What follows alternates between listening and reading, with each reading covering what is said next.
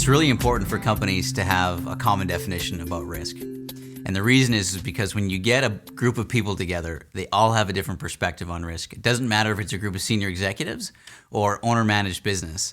It's really important that we bring this together.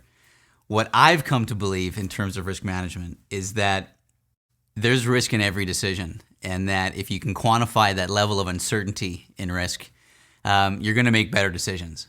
It's about getting key staff together speaking the same language, especially marketing sales teams and credit and accounting teams. It's about the preparation and implementation of new processes so that the organization remains proactive, continues to build momentum, and maximizes on win-win situations regardless of how the economy or the industry is performing. Now, underpinning all of this is that having consensus on risk within your organization leads to selling the most amount of your product or service to your best customers, which is a great strategy to gain market share and build long-term cooperative and competitive advantage in your industry.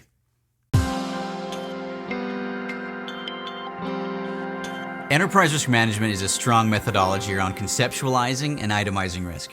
It gives decision makers very clear views of going concern or enterprise risks that are affecting the company.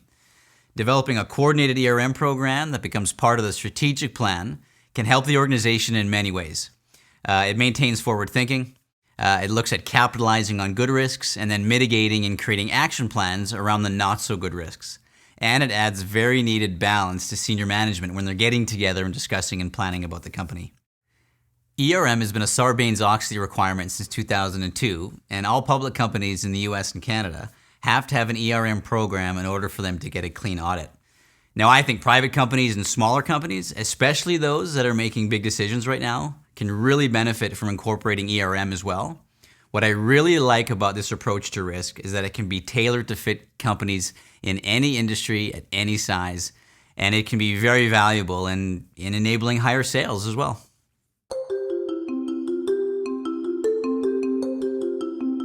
I've spent a lot of time in credit risk management, and it is a true passion of mine, but I have to admit that it's not a terribly popular topic around boardrooms or in corner offices for companies that have really figured out the value of credit risk.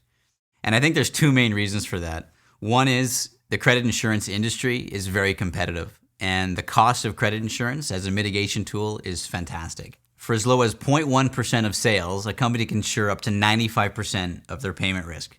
So to protect a $100,000 invoice, it can cost as low as $100. Exporters really benefit from credit insurance, but it's also very effective for domestic companies who want to maximize liquidity at a very low cost. And their bankers love it. If you want to make your banker smile and get considered for that larger line of credit, I strongly recommend you consider credit insurance.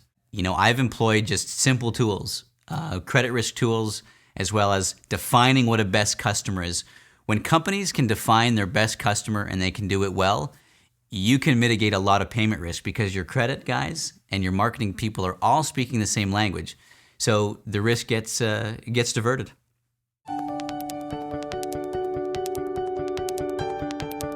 I wanted to call this segment strategy rather than management consulting because management consulting is another one of those encompassing terms that really need a definition.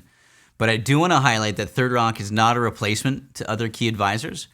We supplement your current advisory team with our focus on sales and risk specifically. I think Warren Buffett said it best, and that is that CEOs have to be good CROs, chief risk officers, and that the first thing they should think about when they get out of bed in the morning is what can take my company down. Risk is becoming its own discipline within organizations, and I always look forward to working with other key advisors to make sure we make the best decision for our customers.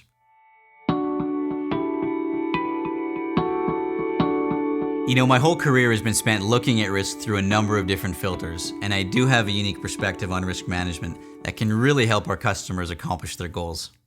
The last thing I want to say is that understanding risk and how it can both enhance sales and protect assets will stretch your organization, and you will be able to create new possibilities for your business.